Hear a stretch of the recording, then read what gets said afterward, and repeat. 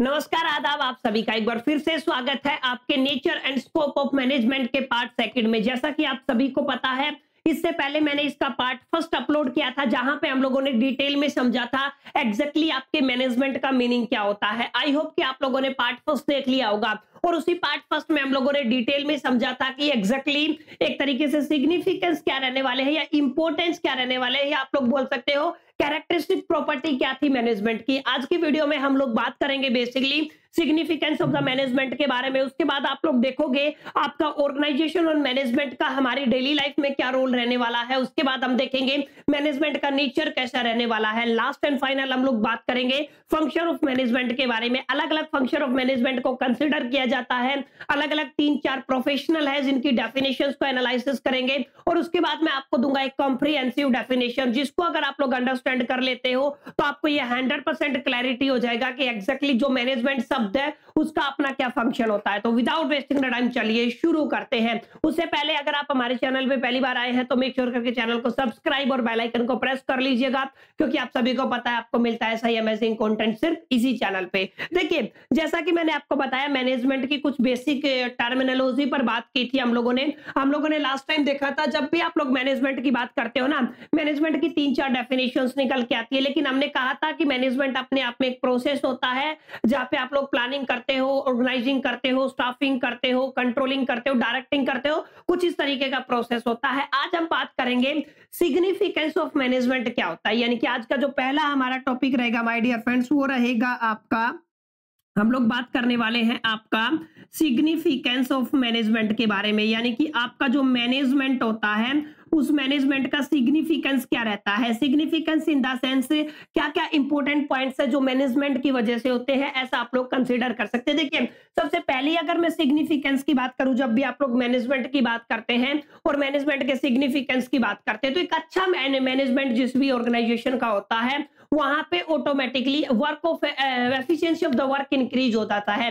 मतलब ये हेल्प करता है, ठीक है, इंक्रीज इन एफिशिएंसी, ठीक है। यानी कि आप लोग सिंपल लैंग्वेज में क्या कह सकते हैं, आप लोग सिंपल लैंग्वेज में ये कह सकते हैं कि जहां पे भी अच्छा मैनेजमेंट होगा वहां पे एफिशिएंसी क्या हो जाती है, इंक्रीज हो जाती है। क्लियर? तो ये एक इंपॉर्टेंट पॉइंट है जो आपको याद रखना है। यानी कि मैनेजमेंट अगर आपकी ऑर्गेनाइजेशन का स्ट्रांग होगा ना, तो वहां पे काम करने की जो एफिशिएंसी है वो बहुत बेहतरीन होगी, बहुत अच्छी होगी। क्लियर? ये पहला पॉइंट है। सेकंड पॉइंट की अगर बात करूं मैं, अगर आपको अपनी ऑर्गेनाइजेशन को डायनामिक बनाना है, यानी कि आप लोग लंबे टाइम तक अपनी ऑर्गेनाइजेशन को चलाना चाहते हैं, क्लियर है, तो इस केस में हमें बेसिकली एक अच्छे मैनेजमेंट की जरूरत होती है। यानी कि अगर आपके पास अच्छा मैनेजमेंट है तो ये आपकी हेल्प करेगा क्या क्रिएट करने के लिए, क्रिएट इन डायनामिक ऑर्गेनाइजेशन, ठीक है। तो अगर आप लोग डायनामिक ऑर्गेनाइजेशन बनाना चाहते हैं तो डायनामिक ऑर्गेनाइजेशन बनाने के लिए आपके पास केवल और केवल एक ही रास्ता है, आपको अपने मैनेजमेंट को अच्छा करना पड़ेगा, एक अच्छा स्ट्रॉन्ग फाउंडेशन डालनी पड़ेगी मैनेजमेंट की। क्लियर? तो अगर आपका मैनेजमेंट की सिग्निफिकेंस की बात होती है तो इंक्रीज हो जाती है आपकी एफिशिएंसी, एक पॉइंट ये रहता है। सेकंड पॉइंट, अगर आपको डायनामिक ऑर्गेनाइजेशन क्रिएट करना है तो किसकी वजह से होगा, वो आपके एक अच्छे मैनेजमेंट की वजह से होगा। प्लस में एक इंपॉर्टेंट पॉइंट ये भी है, अगर आपका मैनेजमेंट बढ़िया है तो ये आपकी डेवलपमेंट ऑफ सोसाइटी में भी हेल्प करता है, ठीक है। तो यानी कि आप लोग सिंपल क्या लिख सकते हो, आप लोग लिख सकते हो help in the development of society, ठीक है। तो आप लोग क्या कहोगे, आप लोग कह सकते हो यहाँ पे डेवलपमेंट ऑफ सोसाइटी। क्लियर है?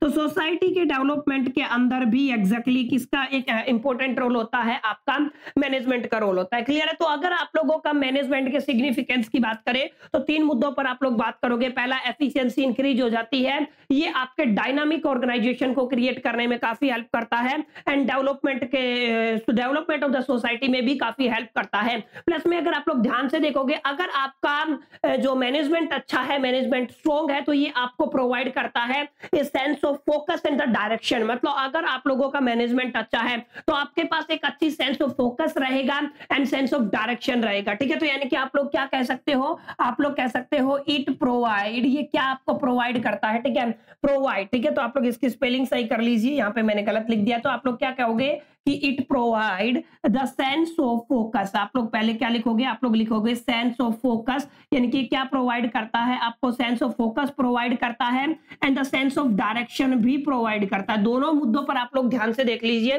सेंस ऑफ फोकस की बात कर रहा हूं मैं और सेंस ऑफ डायरेक्शन की भी बात कर रहा हूं। क्लियर है? तो ये आपके कुछ बेसिक बातें हैं जिनके ऊपर फोकस करना आपको जरूरी है। अच्छा, अगर आपका मैनेजमेंट अच्छा है तो आप लोग अपनी जो भी अचीवमेंट कर सकते हो, किसका, जो भी आपके एम्बिशन है या फिर गोल का, it help to achieve the goals. ठीक है, तो आप लोग क्या कह सकते हो, ये आपका हेल्प करता है, क्या करता है, हेल्प टू अचीव गोल्स। ठीक है, तो आप लोग क्या अचीव करने के लिए इसकी हेल्प ले सकते हो, achieve goals, goals of organisation की बात कर सकते हो, गोल्स ऑफ इंडिविजुअल की भी बात कर सकते हो। तो जब भी आपसे माय डियर फ्रेंड्स आपसे पूछा जाए कि what is the significance of the management, तो आप लोग इन सभी तमाम मुद्दों पे बात करेंगे, इन सभी तमाम मुद्दों पर डिस्कशन करेंगे, इन सभी तमाम मुद्दों को एक्सप्लेन करके आएंगे। और एक इंपॉर्टेंट बात है, अगर आपके पास मैनेजमेंट है तभी आप लोग इनिशिएट कर पाओगे एक्शन को, यानी कि it help to initiate the action. ये वाला पॉइंट भी आप लोग यहाँ पे मेंशन कर सकते हो, यानी कि आप लोग क्या कह सकते हो, इट हेल्प टू इनिशिएट, यानी कि किस में हेल्प करता है, इनिशिएट द एक्शन। एक्शन को इनिशिएट अगर आपको करना है,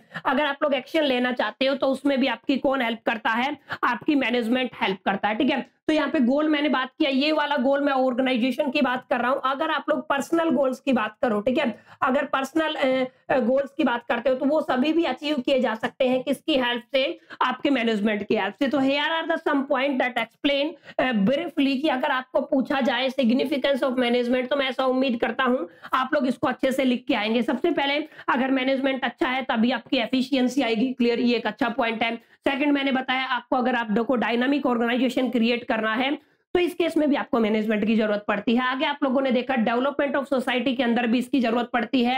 अच्छा, ये प्रोवाइड करता है sense of focus and the direction, it help to achieve the goals of organisation and the goals of the personal goals को भी अचीव करने के लिए, ऑर्गेनाइजेशनल गोल को भी अचीव करने के लिए। और अगर आपको एक्शंस को इनिशिएट करना है तो इसमें भी आपकी कौन हेल्प करता है, आपका मैनेजमेंट हेल्प करता है। इन शॉर्ट, बिना मैनेजमेंट के आप लोग कुछ भी नहीं कर सकते हो। बेसिक मुद्दा आपका ये रहने वाला है। क्लियर, आई होप कितना आपको समझ में आया होगा। क्लियर, अभी आपको मैं एक अच्छी चीज बताने वाला हूं। यहां तक ये आपका एक टॉपिक था।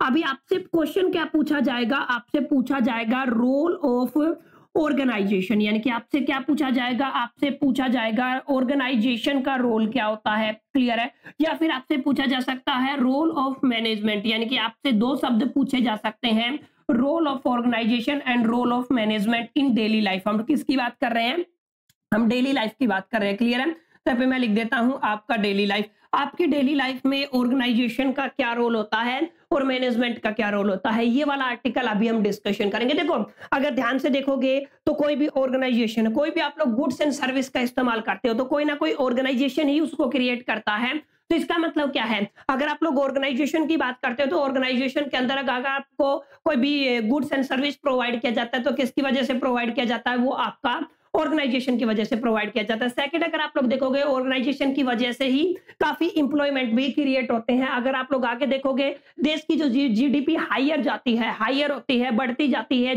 देश की जीडीपी वो भी किसकी वजह से होती है, वो भी आपकी ऑर्गेनाइजेशन की वजह से होती है।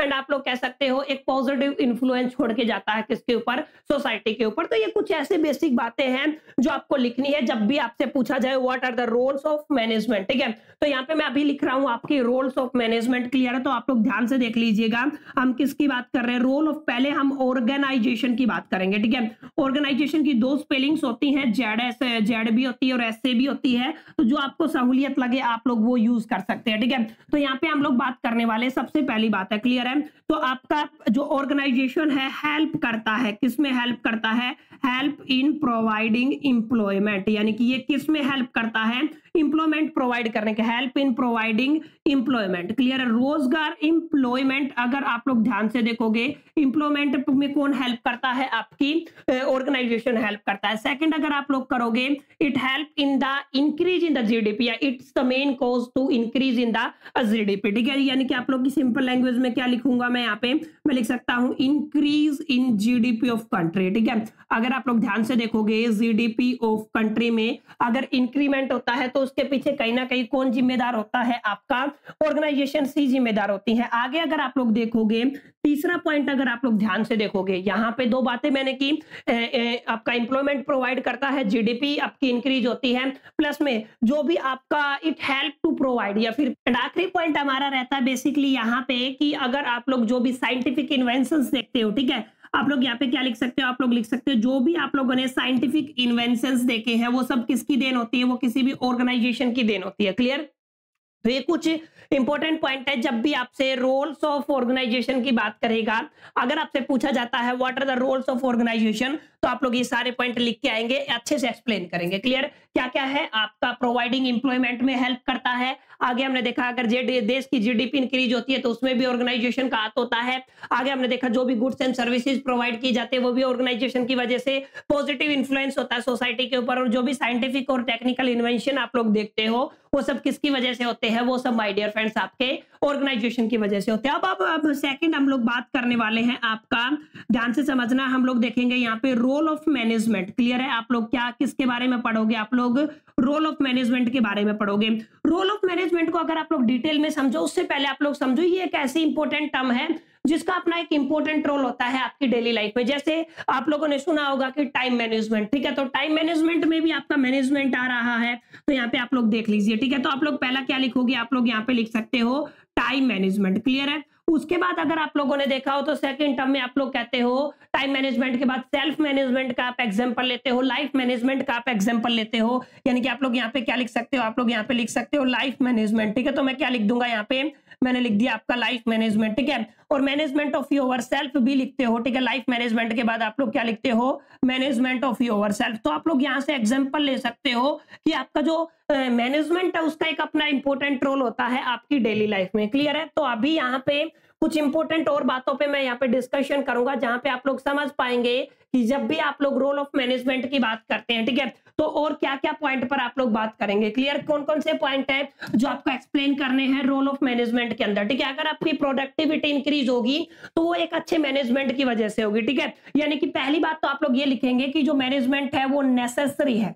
क्या है? आपका management is necessary to all. ठीक है, सभी के लिए क्या होता है? आपका मैनेजमेंट नेसेसरी होता है। जितनी भी ऑर्गेनाइजेशन है, जितने भी लोग हैं, सबके लिए मैनेजमेंट क्या होता है? आपका नेसेसरी रहता है। सेकंड पॉइंट आप लोग यहाँ पे लिखेंगे it help in the increase in productivity. अगर आप लोग ध्यान से देखोगे तो आप अगर आपके काम की प्रोडक्टिविटी इंक्रीज हो रही है तो किसकी वजह से हो रही है? वो आपके मैनेजमेंट की वजह से हो रही है। यानी कि प्रोडक्टिविटी में हेल्प कौन करता है? आपका मैनेजमेंट करता है। ये नेसेसरी होता है किसके लिए? हर एक ऑर्गेनाइजेशन के लिए। क्लियर है? Bring about the coordination of the activities, ये एक तीसरा पॉइंट है। ठीक है, यानी कि ये क्या लेके आता है? कोऑर्डिनेशन लेके आता है। ठीक है, bring the coordination between the activities. यानी कि आप लोग क्या लिख सकते हो? आप लोग ये लिख सकते हो brings the coordination between the activities. जो भी एक्टिविटीज आपके ऑर्गेनाइजेशन के अंदर हो रही है उन सब के अंदर कौन लेके आता है? एक तरीके से कोऑर्डिनेशन आपका मैनेजमेंट ही लेके आता है। और अगर आप लोग कोई भी ऑब्जेक्टिव को अगर आप अचीव करना चाहते हो या फिर कोई भी गोल को अचीव करना चाहते हो, ऑब्जेक्टिव या फिर गोल की अचीवमेंट के लिए आपका मैनेजमेंट ही जिम्मेदार होता है। क्लियर है? तो अगर आपसे पूछा जाए व्हाट आर द रोल्स, ठीक है, अगर आप लोग पूछते हैं what are the roles of management and organisation in daily life, तो आप लोग इन सभी पॉइंट्स को एक्सप्लेन कर सकते हैं। ठीक है, these are going to be very very easy points. आप लोग आसानी से इसको क्या कर सकते हैं? याद कर सकते हैं, लर्न कर सकते हैं। लास्ट एंड फाइनल आर्टिकल मैं यहाँ पे डिस्कस करूंगा आपके साथ, वो रहेगा आपका नेचर ऑफ मैनेजमेंट। बहुत आसान है माय डियर फ्रेंड्स, ध्यान से समझिएगा कि आपका जो मैनेजमेंट है उस मैनेजमेंट का एग्जैक्टली नेचर कैसा रहता है। देखिए, मैनेजमेंट की बात करूं तो यहाँ पे लिखा जाता है मैनेजमेंट अपने आप में एक आर्ट भी है, मैनेजमेंट अपने आप में साइंस नेचर भी है, एंड मैनेजमेंट अपने आप में एक प्रोफेशन भी है। अब ये क्या चीज है? ध्यान से समझे। आर्ट का मतलब जिसको आप लोग सीख करके प्रैक्टिस कर सकते हो, परफॉर्म कर सकते हो, तो मैनेजमेंट को प्रैक्टिस और परफॉर्म किया जाता है। दैट्स व्हाई हम लोग क्या कहते हैं? The nature of management is a art. ठीक है, आगे हम बात करते हैं बेसिकली मैनेजमेंट का नेचर साइंस का भी होता है। साइंस का मतलब जहां पे एक सिस्टमैटिक बॉडी ऑफ नॉलेज होती है, जो रूल्स से बंधा होता है, जो नीति नियम सिद्धांत से चलता है, जो सभी के ऊपर एप्लीकेबल होता है। ठीक है, उसको क्या बोलते हैं आप लोग? साइंस बोलते हो। तो मैनेजमेंट असल में अपने आप में एक साइंस भी है। एंड प्रोफेशन का मतलब क्या है? प्रोफेशन का मतलब होता है, profession is a type of the economic activity जहां पे एक स्पेशल आदमी चाहिए जिसके पास स्पेशल नॉलेज और स्पेशल स्किल होती है। तो हर कोई बंदा मैनेजमेंट नहीं कर सकता है, इसके लिए स्पेशल स्किल्स की जरूरत होती है, स्पेशल नॉलेज की जरूरत होती है और स्पेशल पर्सन की जरूरत होती है। क्लियर है? तो जब भी आपसे पूछा जाएगा what is the nature of the management, तो आप लोग क्या लिखेंगे? मैनेजमेंट अपने आप में आर्ट भी है, साइंस भी है और प्रोफेशन भी है। क्लियर है? Here we discuss about the three main articles. तीन आर्टिकल हम लोगों ने यहाँ पे डिस्कशन किए कि एग्जैक्टली सबसे पहले बात की हम लोगों ने मैनेजमेंट के सिग्निफिकेंस क्या रहने वाले हैं, हमने देखा role of organisation in the daily life and role of the management in the daily life. Last article हम लोगों ने देखा नेचर ऑफ मैनेजमेंट क्या रहता है। आगे आने वाली वीडियोस में हम लोग बात करेंगे basically function of the management और इस चैप्टर को कंप्लीट करेंगे। इस वीडियो में इतना ही, चलिए मिलते हैं नेक्स्ट सेशन में। जब तक के लिए मेरे all the best, keep learning.